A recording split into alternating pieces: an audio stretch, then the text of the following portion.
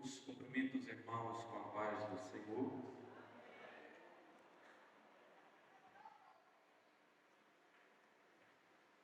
Convido os irmãos a abrirem as vossas Bíblias no livro da carta de Paulo a Timóteo,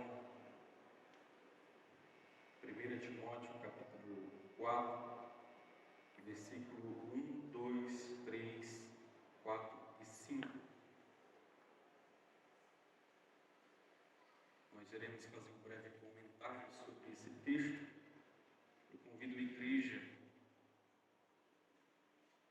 a deixarem a sua Bíblia aberta para acompanhar.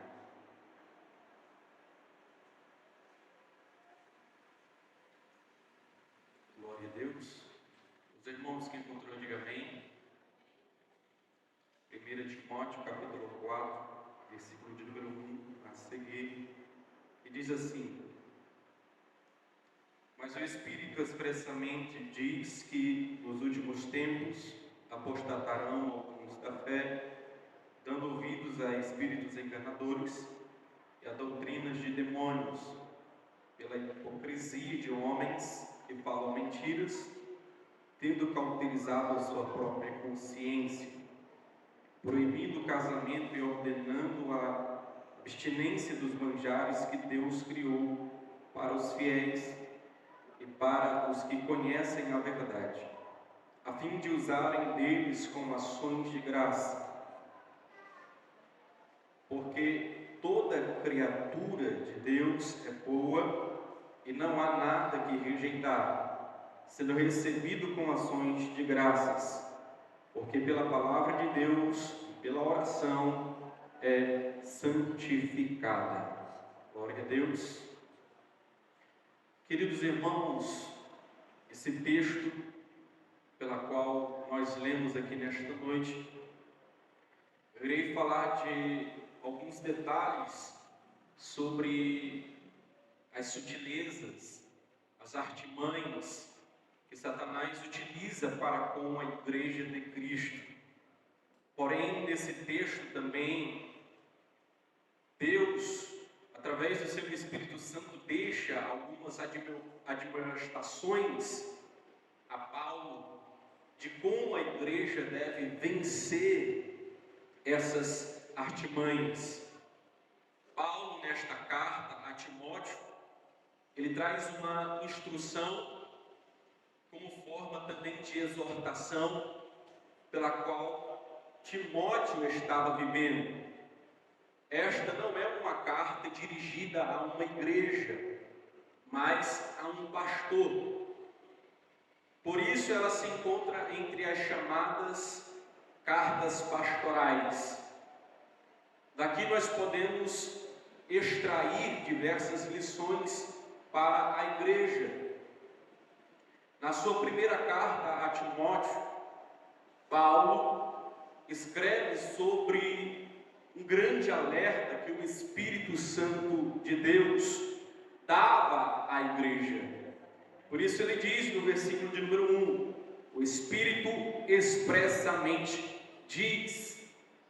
O advérbio grego aqui chamado retos, traduzido como expressamente, possui o sentido de claramente, sem sombras de dúvidas. O Espírito do Senhor, portanto, faz conhecido o seu povo os perigos que o cercam, os perigos que nos cercam. O inimigo de nossas almas, ele tem atacado a igreja de forma sutil, com sutilezas. Esta é uma realidade que cada cristão precisa se conscientizar. Se nós não observarmos isso e não tivermos uma consciência de que estamos sob ataque, então não veremos a necessidade de nós então se defendermos. Mas quando olhamos nessa expressão da sutileza, existe aqui um adjetivo que qualifica uma pessoa ou alguém de delicado, meigo, suave. Trata-se de um comportamento hábil, perspicaz, que revela uma certa inteligência de espírito. E esse adjetivo aqui qualifica determinados comportamentos, tanto para o bem quanto para o mal. E isso enquadra-se na perspectiva bíblica em relação a Satanás. Nós podemos observar que isso só acontece porque Satanás sempre se opôs ao povo de Deus. Tanto na antiga quanto na nova aliança, nós vemos Satanás se utilizar de sutileza para atacar a sua igreja. Mas nem sempre esses ataques, eles acontecem da mesma forma, com a mesma metodologia, ou com a mesma intensidade. Se fosse assim, a igreja já era PhD em ter defesas absolutas.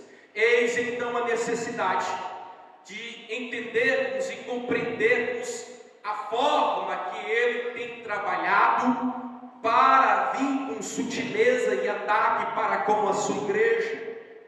Podemos perceber que profeticamente nas últimas décadas, as perseguições e conflitos eram instrumentos contra a igreja de Cristo, e elas ainda são.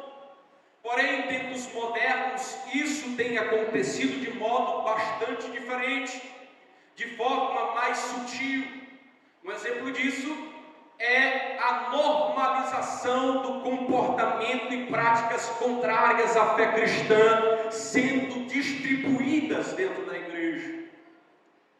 A igreja de Cristo precisa estar em estado de alerta contra as sutilezas de Satanás nesta reta final, porque isso também demarca de que Cristo em breve voltará para buscar a sua igreja.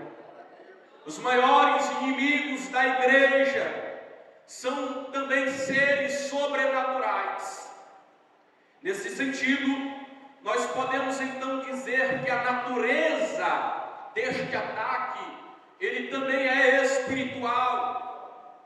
De fato, quando Paulo escreve aos Efésios, diz que a luta não é contra a carne ou contra o sangue, mas ele diz que a luta são contra principados e também potestades do mal, relatado em Efésios capítulo 6, versículo 12. Na exposição que Paulo trata em sua epístola a Timóteo, ele faz referência a espíritos enganadores e também a demônios, no versículo de número 1. Isso revela a natureza dos agentes enviados nos ataques que são feitos diretamente à igreja de Cristo. No versículo de número 2, Paulo também faz referência a pessoas que se comportam de forma hipócrita e que também são mentirosos. Podemos assim dizer que também os ataques são morais, pois revelam as sutilezas de Satanás, que é também um ataque moral. A mentira e a hipocrisia são manifestações inversas das virtudes cristãs, da autenticidade da verdade bíblica. Ela demonstra a esfera moral deste ataque, quando ela faz referência àqueles que têm cauterizado a sua mente, a sua consciência. E o termo grego aqui, pela qual nós vemos que Paulo se utiliza, é suneidesis, usado aqui para a expressão da palavra consciência. É uma expressão referente à capacidade humana de entender o certo e o errado, e também de julgar. Ou seja, em outras palavras, é a faculdade humana por meio da qual se distingue o que é moral, aquilo que é bom ou aquilo que é ruim.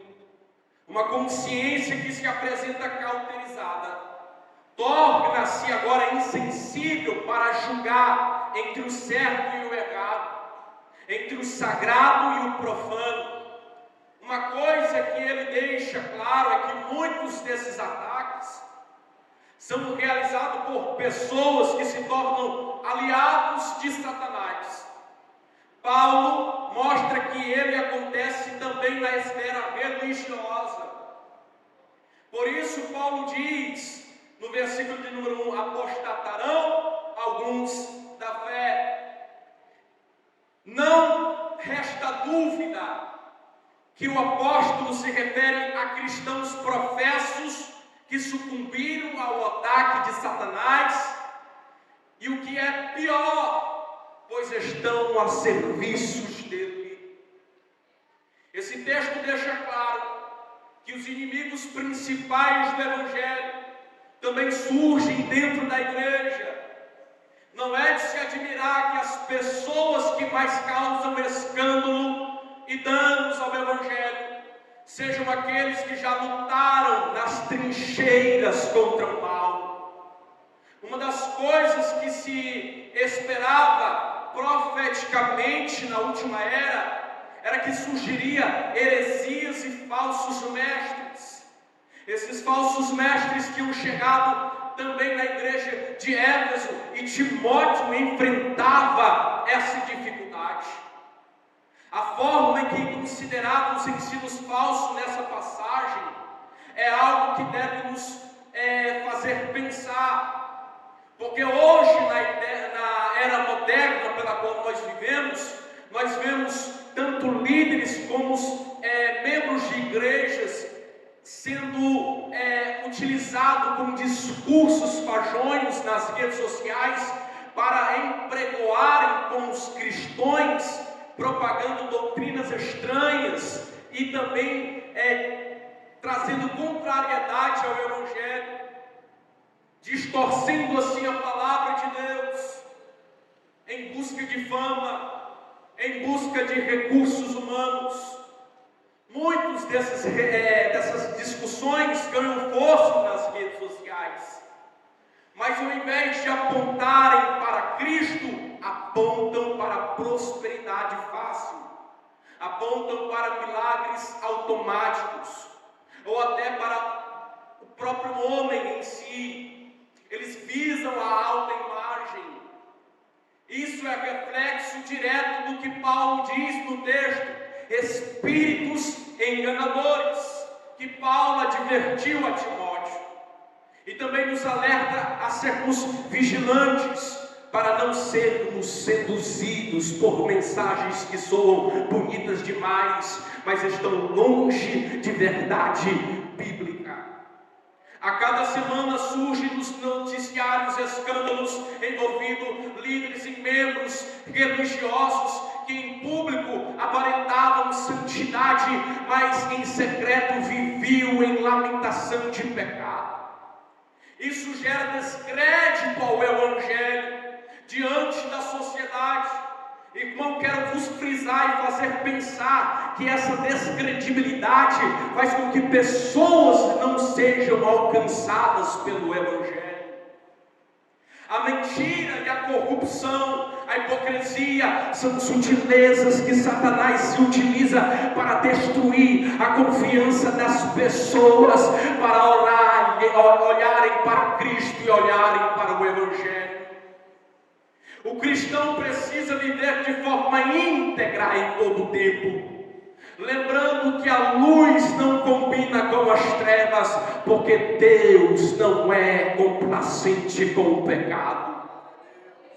Contudo, por alguma razão, alguns abandonaram a fé e se tornaram inimigos da igreja de Cristo.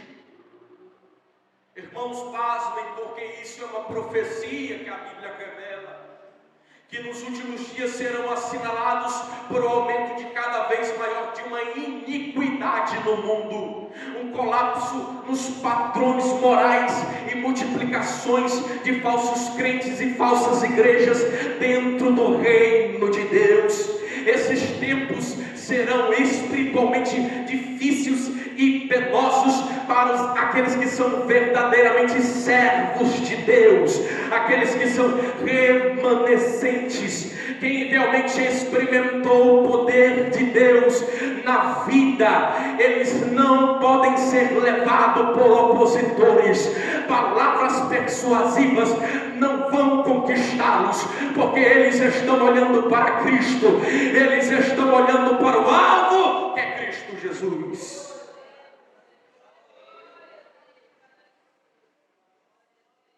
Glória a Deus. E esses investimentos que Satanás utiliza são tão sagazes que podemos ver pessoas sendo usadas para também tentar os nossos filhos e nossas filhas dentro das escolas, atacando a estrutura mental e destruindo aquilo que ele tem em seus cérebros. Outro instrumento também utilizado é por meio de filmes, séries infantis, desenhos animados, que distorcem e trazem ideologias para combater a verdade do Evangelho colocado nos corações dos pequenos. Hoje são levantadas leis, são levantados decretos contra a família, no intuito de destruí-la. O modo mais sutil e moral é a distorção, para que eles possam viver a cada dia sem a presença de Deus em sua vida. E isso torna-se um risco que afronta muitos cristãos, que afronta muitas famílias. Por isso nós precisamos acordar para a realidade, pois atacando as famílias, Satanás atinge a igreja, pois famílias fracas tornam-se igrejas fracas. Paulo expõe 2 ferramentas para combater os ataques de Satanás aqui na epístola de Timóteo, no capítulo 4. Ele fala sobre a exposição da palavra de Deus e também da oração. Ninguém é forte em si mesmo para resistir por si mesmo. A perseguição, irmãos, eu quero que você entenda que ela é inevitável na vida do cristão. Dependemos totalmente da graça de Deus. Se não fosse pela graça de Deus em nossas vidas, hoje mesmo nós já estaríamos sucumbidos pela terra. Hoje mesmo nós já estaríamos sendo entregues pelos nossos inimigos, e eles esmiuçariam as nossas carnes. Mas por causa da graça de Deus é que a igreja está de pé, orando e preservando em oração. Aleluia, louvado seja o nome do Senhor. No versículo de número 5, ele mostra que a palavra de Deus possui poder santificador. Ele mostra que esse poder santificador, ele é um antídoto contra as sutilezas, os sutis ataques que o diabo ele possa criar sobre a igreja. Quando ele escreve aos Efésios, ele destaca que a palavra de Deus ela é uma espada do Espírito. Sem essa palavra estaríamos desarmados contra qualquer batalha. Não resta dúvida que o maligno tem levado vantagem sobre muitos cristãos, porque estes não demonstram perícia no manuseio da palavra de Deus. Paulo também não deixa de lado a oração. Ela também é uma das ferramentas para combater as sutilezas de Satanás. Não há de se esperar de que muitas reuniões menos frequentadas dentro da igreja são aquelas dedicadas à oração. Nós vemos isso em Atos, no capítulo 1. Os irmãos são convidados a orar. 500 irmãos estão ali reunidos, mas em dentro de 10 dias ali eles orando, apenas 120 permaneceram orando e receberam a graça do Espírito Santo de Deus. A oração, por sua vez, é uma das ferramentas negligenciada por muitos cristãos. Enquanto reunião de louvores lotam, as reuniões de oração ficam vazias. Isso revela porque muitos não resistem às sutilezas de Satanás e acabam sendo sucumbidos pelo inimigo. Mas a aplicação ela é prática. Precisamos voltar ao secreto com Deus, fortalecendo nossa vida de oração, enraizando-nos nas Escrituras sagradas. As sutilezas de Satanás hoje estão normalizadas, divulgadas e até celebradas dentro das redes sociais e nos noticiários. A oração é uma importante arma espiritual contra as sutilezas de Satanás. Portanto, eu digo com todo fervor à igreja: persevere na oração e na exposição da palavra de Deus, porque quando o diabo vier, Salmo de 119, verso de número 11, vai entrar em cena. Escondi a palavra no meu coração para não pecar contra ti. E aquilo que Jesus disse em Lucas capítulo 18: orai sem cessar.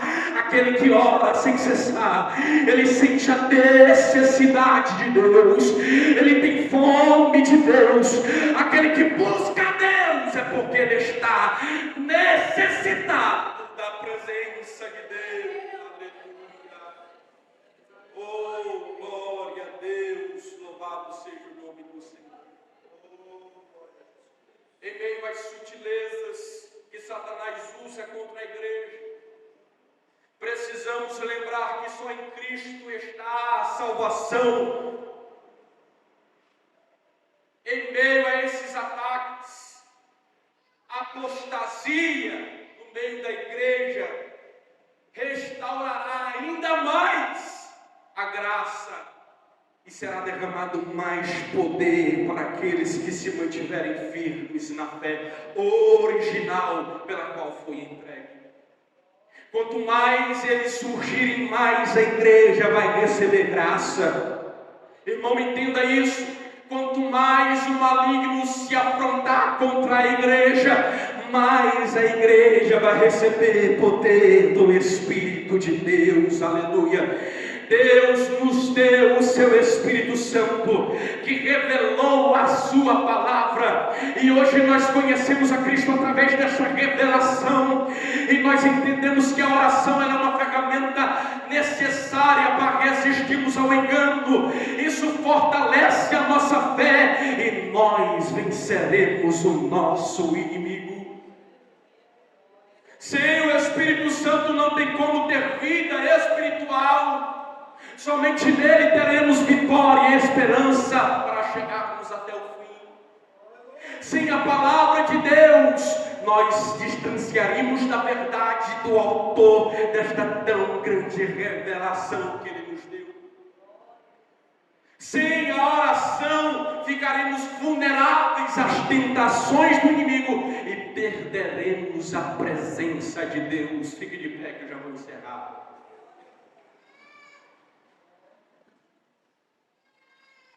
Eu digo aos irmãos, não importa quão fortes sejam os ataques, atos de Satanás.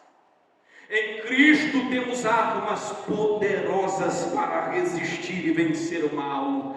A vitória não vem da carne, a vitória não vem do sangue, a vitória não vem do nosso talento, pelo dom que nós recebemos. A vitória vem do Espírito Santo de Deus. Permaneça fiel, não negligencie a sua fé, não negocie a sua fé, porque aquele que começou a boa obra em nós na igreja é poderoso para nos guardar até o fim e dar a vitória sobre a igreja.